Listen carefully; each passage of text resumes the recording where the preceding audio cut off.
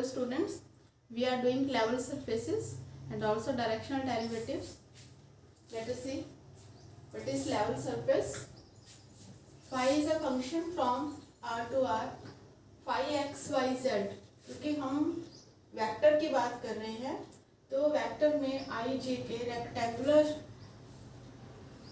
ये ट्रायड जो होती है जिसमें आई जे के ये म्यूचुअली परपेंडिकुलर एक्सिस होते हैं O X O Y O Z. तो इसके अलावा हम वेक्टर लेकर ही कर रहे हैं, ये सब कुछ हम वेक्टर के लिए कर रहे हैं, वेक्टर कैलकुलस कर रहे हैं। तो फाई जो हम आर से पॉइंट उठाएंगे वो कैसे होगा, X Y Z, means R से जो पॉइंट उठाएंगे पी एक्स वाई जेड, तो उसका पोजीशन वेक्टर आर ऐसे लिया जाएगा और आर को लिखा जाएगा x I plus Y Z Y J plus Z K. तो फाई एक्स वाई जेड, इसकी एक्स वाई जेड की इस पॉइंट की इमेज कहाँ जाएगी, यहाँ पे जाएगी रेंज, जो ये रेंज बनेगी कोडोमेन बनेगी, कोडोमेन में ये फाई एक्स वाई जेड जाएगा। और phi x Y Z is equal to C, अगर phi x Y Z is equal to C, C is a constant, तो वो सारे point level surface set of the points for which phi x Y Z is equal to C is called the level surface. तो ये जो level surface है ये subset हो गया आर का, इसका डोमेन का, set of all those points for which phi x Y Z is equal to C in three dimensional space. तो phi x Y Z is equal to C is a scalar field and set of all these points is a level surface. तो phi x y z is equal to c, ये क्या बन गया, this is the family of level surfaces. family of level surfaces इसलिए हो गया क्योंकि c के different values, c क्या है, कांस्टेंट है, डिफरेंट वैल्यूज डालेंगे तो डिफरेंट लेवल सरफेसेस आते जाएंगे। जैसे c1 डाला एक और सरफेस आ गया, c2 डाला एक और सरफेस आ गया, ऐसे ही अगर मैं डालती हूँ phi x y z is equal to 4 डाल दिया, एक और सरफेस आ गया, phi x y z is equal to 5 डाल दिया, एक और सरफेस आ गया। तो यहाँ पर एक थ्योरम है कि फ्रॉम एनी पॉइंट P, जो फ्रॉम एनी पॉइंट P से जो पास होने वाला लेवल सरफेस है वो यूनिक होगा। कैसे, क्योंकि P से जो सपोज P से एक लेवल सरफेस पास करता है phi x Y Z is equal to C1 और मैं कहती हूँ कि this is not unique, another level surface phi x Y Z is equal to C2 also passes through P। तो इन दोनों को इक्वेट करो, इक्वेशंस को, C1 is equal to C2 आ गया, इसका मतलब phi x y z is equal to C is the unique level surface passing through a point of the plane। तो अब हम क्या करते हैं, इसके बाद हम कर रहे हैं डायरेक्शनल डेरिवेटिव।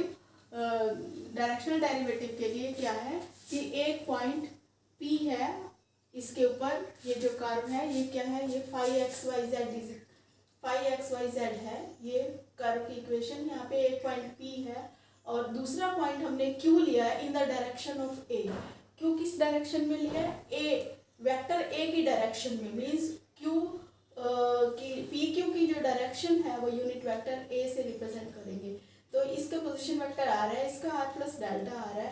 तो फाई ऑफ Q, जब हम फाई ऑफ Q डालेंगे माइनस फाई ऑफ P डालेंगे, जैसे डेरिवेटिव की डेफिनेशन होती है F of B minus F of A over B minus A, ये वही चीज़ है। ऐसे डेरिवेटिव की डेफिनेशन भी तो ऐसे लेते हैं, ए और बी अगर 2 पॉइंट्स होते हैं F of B minus F of A over B minus A, तो यहाँ पे phi of Q minus phi of P by P Q as limit Q tends to P। जैसे ही Q P की तरफ आएगा, जैसे ही Q टेंड्स टू P, तो क्या बन जाता है, तो ये PQ क्या बन जाता है, उस वक्त PQ क्या बन जाता है, टेंजेंट बन जाता है, राइट। तो PQ टेंजेंट बन जाता है और लिमिट डेल्टा एस, मतलब ये distance PQ tends to P means ये जो डेल्टा एस डिस्टेंस है वो स्मॉल होता जाएगा।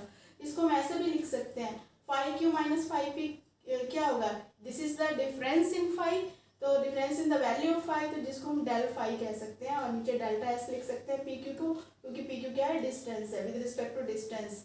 तो limit delta S tends to 0, अगर ये लेंगे तो ये क्या बन जाएगा, D phi by D S. This is the directional derivative, D phi by D S is the derivative in the direction of A, जिसको हम लिखते हैं, जिसको हम लिखते हैं del phi into unit vector A, gradient phi into unit vector A. ये मैं आपको यहाँ पे बताती हूँ, इंटू नहीं है, ये डॉट प्रोडक्ट है इसके साथ।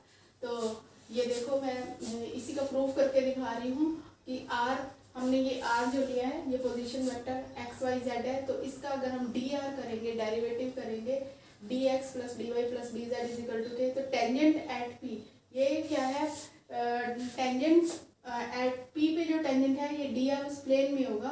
तो हम क्या करेंगे, gradient phi dot D R अगर हम करते हैं, gradient phi dot D R करते हैं, तो curly phi by curly S curly X I, gradient phi की वैल्यू लिख रही हूँ, curly phi by curly Y J plus curly phi by curly Z K, और इसके साथ डॉट प्रोडक्ट ले रहे हैं हम, डॉट प्रोडक्ट ले रहे हैं डी आर, डी आर क्या होगा, D x I plus D Y J plus D Z के, ये इसकी डॉट प्रोडक्ट ले रहे हैं। जब डॉट प्रोडक्ट लेंगे तो ये क्या बन जाएगा, ये बन जाएगा curly phi by curly X D X plus curly phi by curly Y D Y plus curly phi by curly Z D Z, ये बन गया। और ये क्या है, ये टोटल डिफरेंशियल में ये क्या होता है, ये डी फाई होता है, टोटल डिफरेंशियल में डी फाई होता है। और phi x Y Z is equal to C है, phi x Y Z is equal to C है, कॉन्स्टेंट है, तो डी फाई क्या होगा, इसका डेरिवेटिव क्या होगा, जीरो होगा।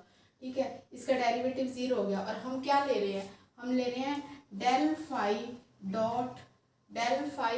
डॉट डी आर ले रहे हैं, डी आर ले रहे हैं। तो इसका मतलब ये जो ग्रेडियंट फाई है ये क्या है, परपेंडिकुलर है, ये क्या है, normal to the plane, normal to the plane, ये क्या है, नॉर्मल है, डी फाई नॉर्मल है। और इसको हम in the direction of directional derivative D phi by D s, directional derivative ये जो अभी हमने लिया था d phi by D s को हम डेल फाई डॉट ए ले सकते हैं, जिस डायरेक्शन में हम ले रहे हैं। और दूसरा रिजल्ट हमने कर लिया कि ग्रेडियंट फाई जो है this is the normal to the plane, normal to the plane है क्योंकि इसकी डॉट प्रोडक्ट जो है इसके साथ जीरो है। इसका मतलब क्या है, del phi is normal to the plane. कौन से प्लेन पे, ये जो प्लेन ले रही है phi x Y Z is equal to C, तो इस पर क्या है, ये नॉर्मल है, राइट, क्योंकि इसका टेंजेंट हमने डी आर ले लिया और उसके ऊपर हमने उसके साथ डॉट प्रोडक्ट इसकी जीरो प्रूव कर दी। तो इस तरह से हमने ये कुछ रिजल्ट्स किए हैं। इसके बाद मैं और रिजल्ट्स आपको बता रही हूँ, और रिजल्ट्स करते हैं।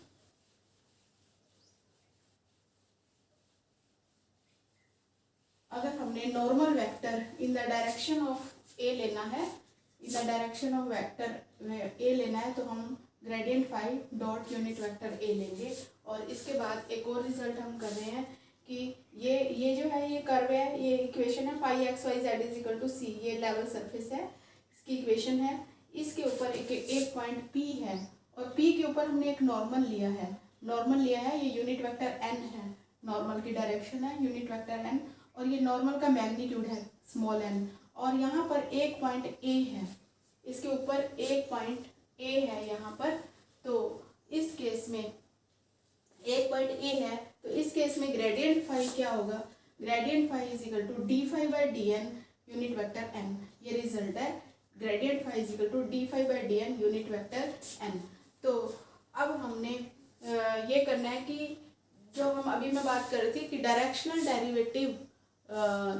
डेरिवेटिव हम कैसे निकालते हैं, del phi dot unit product dot unit vector ए। मतलब डायरेक्शनल डेरिवेटिव इसलिए बोल रही हूँ कि इसका जो डेरिवेटिव है वो in the direction of A ले रहे हैं, D phi by D S, ये हमने किया है अभी, D phi by D S is equal to gradient phi dot unit vector ए, मतलब in the direction of vector ए। तो ग्रेडियंट फाई यहाँ से हमने किया है D phi by D N with normal vector N. अब हमने कर लिया है, बात हम कर रहे हैं कि maximum value of the directional derivative, कि किस डायरेक्शन में डेरिवेटिव की वैल्यू मैक्सिमम होगी, किस डायरेक्शन में डेरिवेटिव जो किसका derivative phi x Y z, ये लेवल सरफेस, ये आपके पास एक इक्वेशन दी होगी, equation of the surface, level surface, और इसके डेरिवेटिव की वैल्यू मैक्सिमम कहाँ होगी, इन विच डायरेक्शन। तो इसका आंसर आएगा in which direction, in the direction of gradient phi, इसकी वैल्यू मैक्सिमम होएगी। और कितनी होगी वो, that is the mod of the gradient phi. देखो वो कैसे आया, मैक्सिमम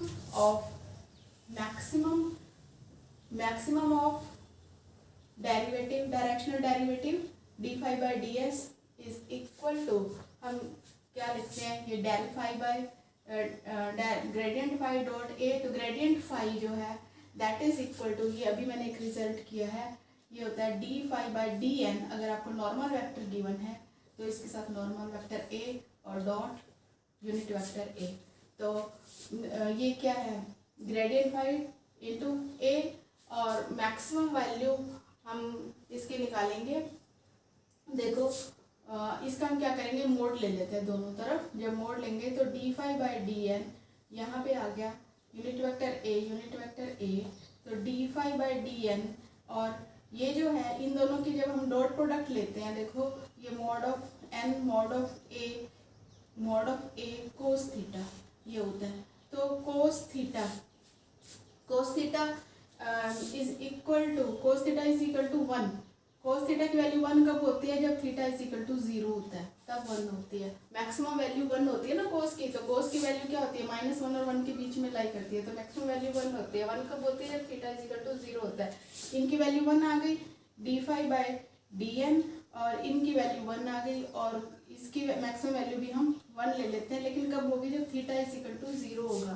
थीटा मतलब हम एंगल किसके बीच में ले रहे हैं, नॉर्मल और ये डायरेक्शन के बीच में, नॉर्मल और ये जिस डायरेक्शन में हम डेरिवेटिव ले रहे हैं, मतलब ये जो डायरेक्शन है ये अलोंग द नॉर्मल होनी चाहिए, अलोंग द नॉर्मल वेक्टर। अगर डायरेक्शनल डेरिवेटिव की बात कर रहे हैं ना कि किस डायरेक्शन में मैक्सिमम डेरिवेटिव होगा, जब डायरेक्शन जो है अलोंग द नॉर्मल वेक्टर होगी। जैसे यहाँ पे ये बात कर रहे हैं, जब direction along the normal vector होगी, और नॉर्मल वेक्टर क्या है, सबसे पहले मैंने आपको बताया del phi is the normal dot D r is equal to 0, मैंने प्रूव किया del phi is the normal vector to the level surface. तो इसका मतलब ग्रेडियंट फाई क्या है, मैक्सिमम है, मैक्सिमम वेक्टर है।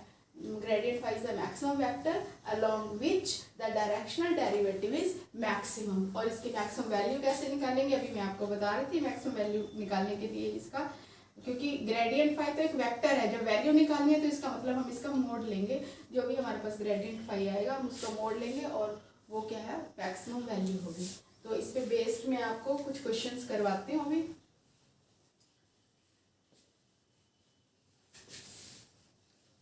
क्वेश्चंस कर रहे हैं अब हम।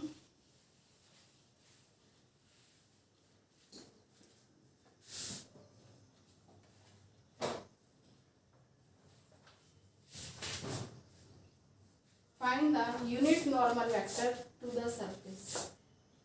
x4 minus 3xyz plus z square plus 1 is equal to 0 at point 1 1 1. Find the unit normal vector. पहले तो आपको नॉर्मल वेक्टर निकालना है, फिर उसका यूनिट नॉर्मल वेक्टर निकालेंगे।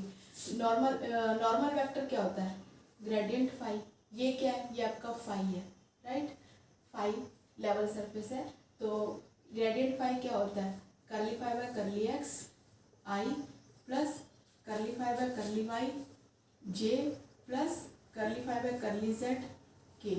तो अब आप यहाँ पे curly phi by curly X, इसको with respect to X differentiate कर लेंगे, क्या आएगा 4x³ माइनस 3yz आई, और फिर plus curly phi by curly y with respect to y करेंगे तो क्या आएगा -3xz जे, फिर विद रिस्पेक्ट टू जेड करेंगे तो क्या आएगा +2z के।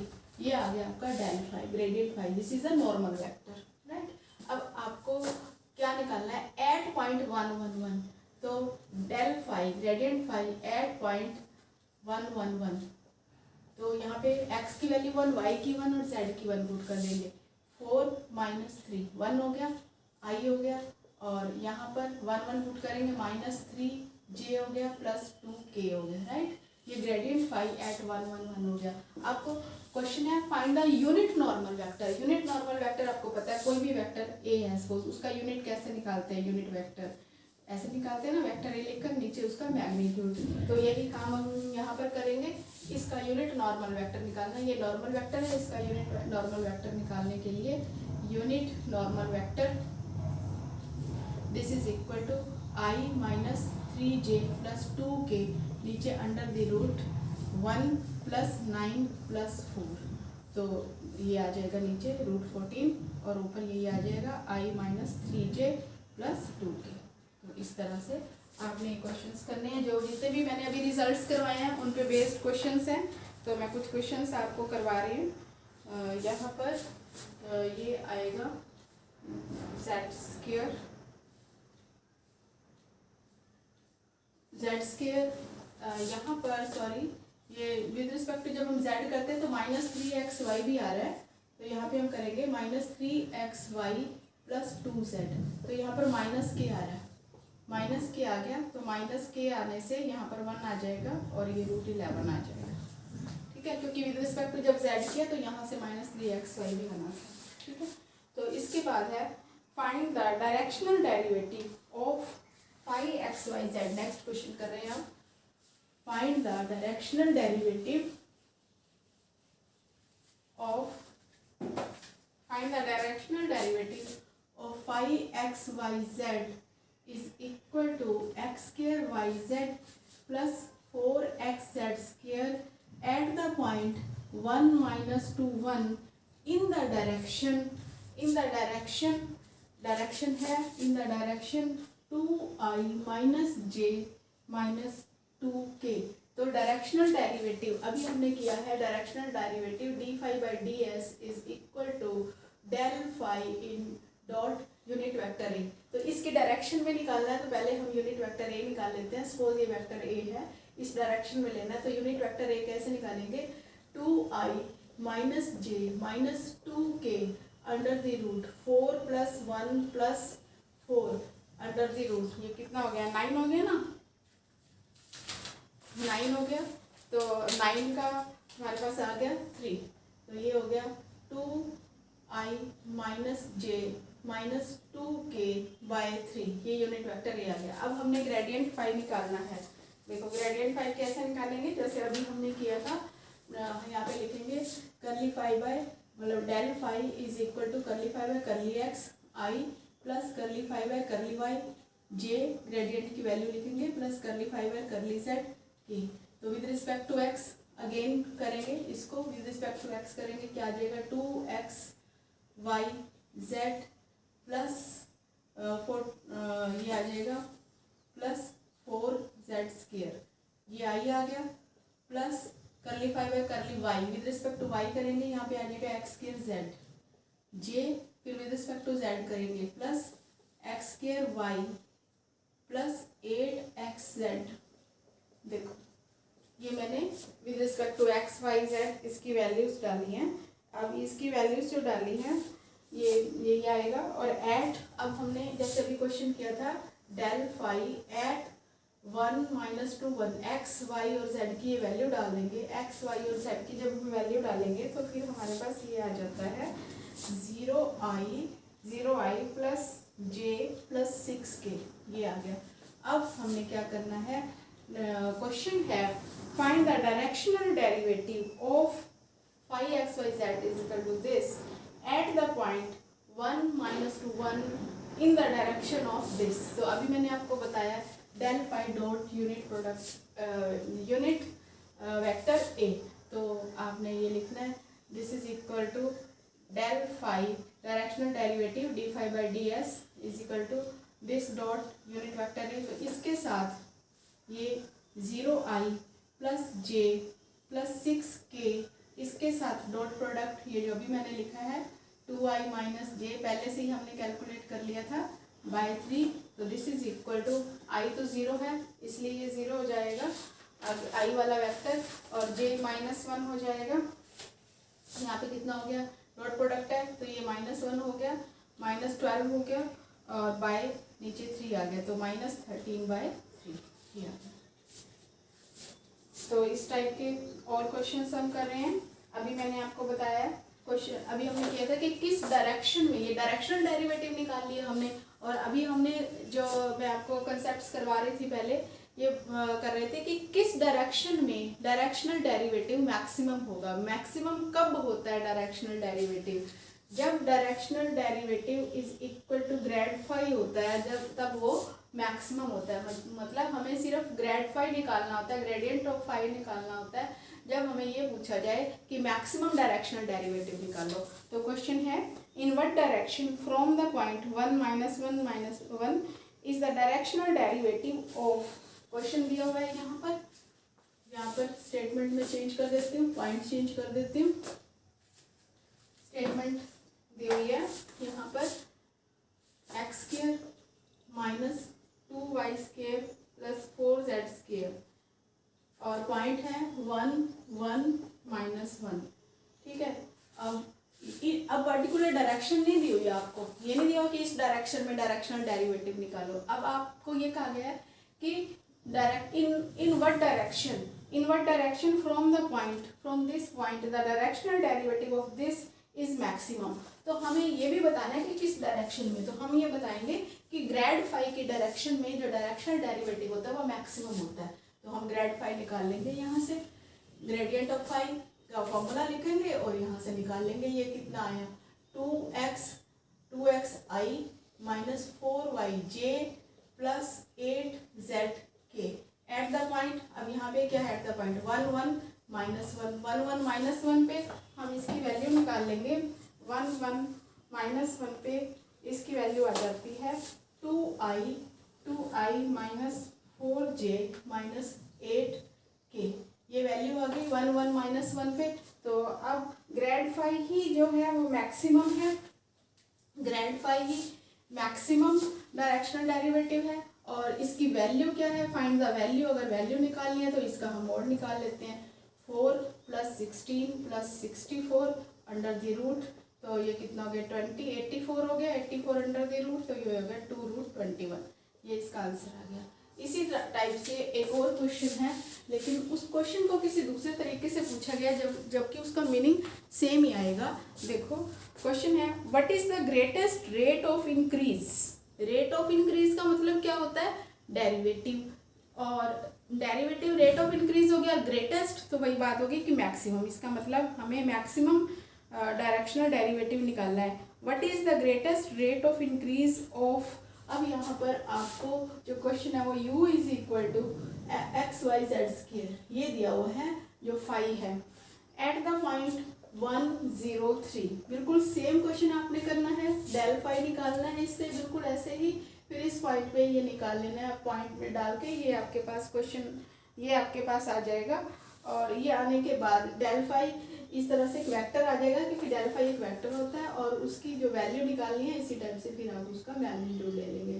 तो इस तरह से हमने कुछ क्वेश्चंस किए हैं लेवल सरफेसेस के, और कुछ और क्वेश्चंस और कुछ और कंसेप्ट जिसमें हम equation of tangent, equation of normal भी करेंगे, वो हम नेक्स्ट लेक्चर में करते हैं। Okay, thank you.